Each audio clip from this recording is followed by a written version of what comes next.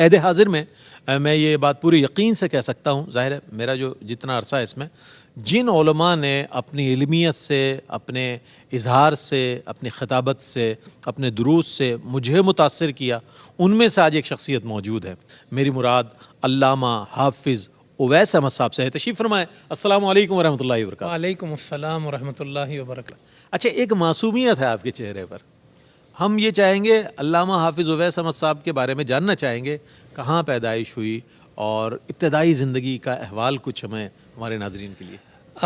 پیدائش میری شہر کراچی کی ہے، اچھا اور البتہ تعلق جو ہے وہ آبا و اجداد کا آزاد کشمیر سے ہے، اور آزاد کشمیر میں خواجہ فیملی سے میں بلانگ کرتا ہوں، اچھا اور فیملی ہماری خواجہ کہلاتی ہے، اور آزاد کشمیر میں عباس پور کا شہر ہے، اور اس کے جو ساتھ کے گاؤں ہیں، دریک، نکر، شادرمن، یہاں ہماری فیملیز رہتی ہیں، اچھا اور ان دیہاتوں سے اور ان گاؤں سے ہمارا تعلق ہے، اور بلند و بالا پہاڑ اور خوبصورت وادیاں اور چشموں کا وہ تو شہر۔ آپ کے لہجے سے ہی پتہ چل رہا ہے کہ کتنی کشمیر خوبصورت جگہ سے آپ کا جی تعلق ہے۔ ماشاء اللہ۔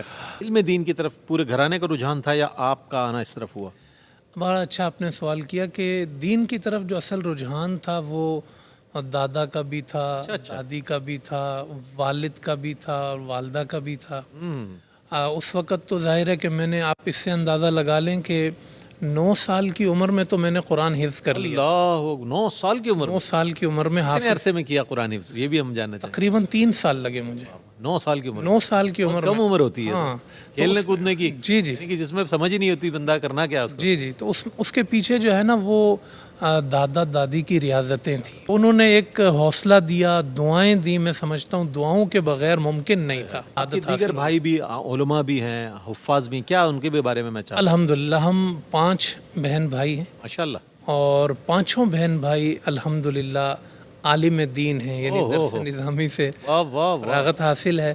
بڑے بھائی علامہ ادریس احمد نقشبندی مشہور عالم دین ہیں، وہ میں نے ان کے ساتھ پروگرام کیا ہے۔ جی حافظ قرآن بھی ہیں، عالم بھی ہیں۔ چھوٹے بھائی علامہ الیاس صاحب، وہ بھی عالم دین ہیں۔ 2 بہنیں ہیں، وہ بھی عالمہ ہیں ماشاءاللہ۔ ماشاءاللہ، تو والد صاحب کا اصل جو ذہن تھا وہ یہ تھا کہ بچوں کو دین کے لیے وقف کرنا ہے، واہ واہ واہ۔ تو اس کے لیے پھر انہوں نے کبھی کوئی کمپرومائز نہیں کیا، ہم پہ کوئی اضافی بوجھ نہیں ڈالا، پڑھنا ہے ہم سے آپ کوئی تقاضے نہیں کیے، ہم سے کچھ مانگا نہیں، کوئی پریشر نہیں، بولا بس تم پڑھو اور خود کچھ بن جاؤ، کیا بات ہے، بس مجھے تم سے کچھ نہیں چاہیے۔ نہیں چاہیے۔ تو اس لیے اس آزادی میں جو ہے ہم نے حفظ کیا، پھر الحمدللہ۔ اکیڈمک کوالیفیکیشن کی طرف، عصری تعلیم کی طرف آئے تو اس میں کیا صورتحال رہی؟ جی بی اے تک میں نے تعلیم حاصل کی، ماشاءاللہ، اور جو ہے وہ اب تیاری کر رہے ہیں آگے بھی ماشاءاللہ۔ اچھا، ماشاءاللہ ماشاءاللہ، یہ سلسلہ جاری ہے۔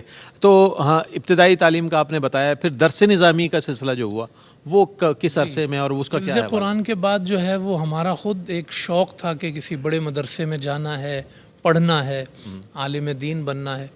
تو مولانا شعیب قادری صاحب، ان کا ہماری فیملی سے بھی تعلق ہے، شہر کراچی میں ان کا جو ہے یہاں پر یعنی وہ موجود تھے، تو پھر ان کے ساتھ ہم دارالعلوم نعیمیہ گئے۔ اچھا، نہیں وہ ہمیں لے کر گئے دارالعلوم نعیمیہ پکڑ کے، وہاں بزرگ عالم دین علامہ جمیل احمد نعیمی، مفتی جمیل احمد نعیمی صاحب، جمیل احمد نعیمی رحمۃ اللہ علیہ، یقیناً آپ ان کی شفقتوں سے واقف جی ہوں گے، بالکل بالکل، ان کے بارگاہ میں ہمیں پہنچا دیا۔ واہ واہ واہ۔ وہاں جو ہے وہ داخلہ ہوا، اور پھر ہم بھائی وہاں ابھی حفظ قرآن میں انہوں نے داخلہ لیا، اور علامہ ادریس صاحب، جی انہوں نے اس وقت انہوں نے لیٹ شروع کیا، وہ بھی نعیمیہ سے ہی فراغت ہوئی؟ ہاں ان کی بھی، انہوں نے نعیمیہ میں جو ہے وہ حفظ سے آغاز کیا، اور میں نے درس نظامی سے آغاز کیا۔ اچھا اچھا، تو درس نظامی کی 8 سال آپ نعیمیہ میں؟ جی تقریباً 7 سال یہاں پر رہے، کچھ فیز پھر تعلیم کا جامعہ ندرۃ العلوم میں رہا۔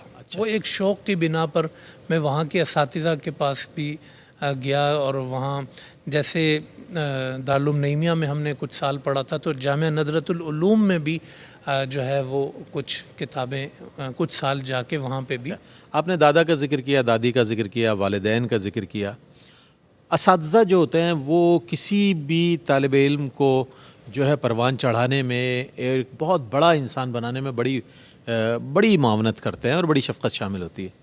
علامہ غلام رسول سعیدی شیخ الحدیث و تفسیر رحمۃ اللہ تعالیٰ علیہ، بڑا کام ہے ان کا، تبیان القرآن، ماشاء اللہ، کیا کہنے، اللہ تعالیٰ ان پر اپنی رحمتوں کا نزول فرمائے ان کی قبر پر. ان کا آپ کو بڑا ساتھ میسر آیا، یہ بڑی نعمت ہے. بڑے سادہ لو آدمی اور ایسے صوفی منش آدمی، ایک گوشہ نشین ایسے بزرگ کہ جنہوں نے صرف کام کے لیے وقف کر رکھا تھا. اور جس انداز میں مفتی اعظم پاکستان حضور قبلہ مفتی منیب الرحمان صاحب نے جس طرح ان کو ان کے پروٹوکول کے لحاظ سے جگہ دی، میں چاہوں گا ان کے حوالے سے کچھ بتائیے گا.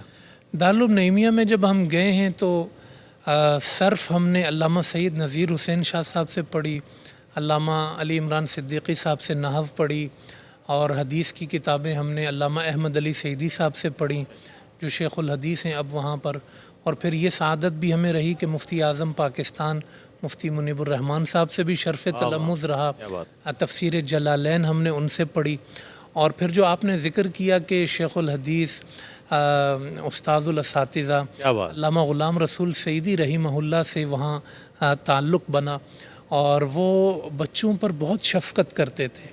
وہ بچوں میں یہ دیکھتے تھے کہ جو پڑھنے کی طرف مائل ہے یا اس کی کوئی ایک نمایاں پوزیشن ہے مدرسے کے اندر تو اس پر خاص توجہ دیتے تھے. اچھا. تو کچھ میرا آپ پر جو نظر شفقت پڑی اس کا کچھ حوالہ بتائیے. نظر شفقت کی جو بنیاد تھی وہ یہی تھی کہ کچھ کلاس میں فرسٹ آنا، میرا دارالعلوم نعیمیہ میں ہمیشہ کلاس میں الحمدللہ فرسٹ آتا تھا.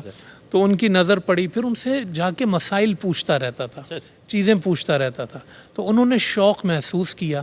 تو پھر وہ چونکہ انہوں نے ایک تجرد کی زندگی، جیسے آپ نے کہا کہ دین کے لیے ہی وہ وقف ہوئے، تو مجھے پھر ان کی ذاتی خدمت کا موقع ملنا جو ہے نا وہ شروع ہوا کہ بھئی کھانا گرم کر دیں، یہ کام کر دیں، یہ کام. تو وہ میرے لیے ایک بڑی سعادت تھی، بہت بڑی سعادت. تو میں نے جو ہے نا وہ کام، تو اس کے ساتھ پھر انہوں نے شوق دیکھا. آپ یہ سمجھ لیں کہ ان کے پاس سوائے اپنی تحریرات کے اور کسی چیز کے لیے وقت نہیں ہوتا تھا. اللہ اکبر. نہ وہ کہیں نکاح پڑھانے جاتے تھے بعد کی جو آخری زندگی ہے اس میں، نہ وہ کسی مجلس میں جانا پسند سوشل ایکٹیویٹی کرتے نہیں تھے. دی حضرت کی، کوئی سوشل ایکٹیویٹی نہیں، صرف لیکن کتاب اس سے کے باوجود یہ میری سعادت ہے کہ انہوں نے جو ہے میرا شوق دیکھتے ہوئے کچھ کتابیں مجھے ذاتی طور پہ پڑھائیں. اچھا. یعنی مختصر المعانی انہوں نے مجھے خود بلا کے کہا کہ تم یہ مجھ سے پڑھ لو. مختصر المعانی بلاغت فصاحت بلاغت کی کتاب ہے، وہ میں نے ان سے پڑھی. انہوں نے مجھ سے کہا کہ آپ قرآن کی ترکیب بھی مجھ سے پڑھ لو. تو وہ الف لام میم سے میں جو ہے نا قرآن کریم کی ترکیب سورہ فاتحہ سے انہوں نے شروع کرائی، اور یہ ان کا ایک مجھ پر خاص کرم. قرآن کو اس طرح انہوں نے آپ کو تقریباً ایک پارہ. ہاں. تو یہ اس میں انہوں نے ایک صلاحیت پیدا کر دی کہ آپ آگے اس کو کنٹینیو کر سکتے ہیں. اور پھر جہاں جہاں بھی وہ میرے لیے مواقع تلاش کرتے تھے، کہیں پر خطاب کے لیے جانا ہے، کہیں تقریر کے لیے جانا ہے.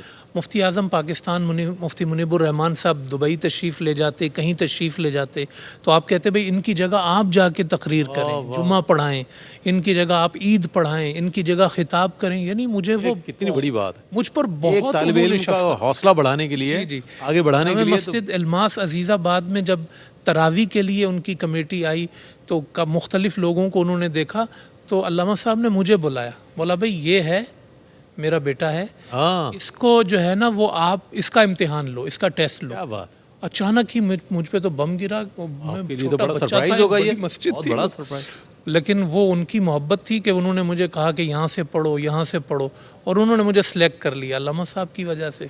تو میں نے کئی سال وہاں نماز تراویح پڑھائی، پھر وہاں پر امامت بھی رہی، تدریس کا سلسلہ بھی رہا. تو انہوں نے مجھے دعائیں بھی دیں اور مجھ پر تربیت، انہوں نے تربیت بھی کی، اور بہت انہوں نے جو ہے نا جو کچھ ہے میرے پاس وہ علامہ صاحب کا ہی ہے.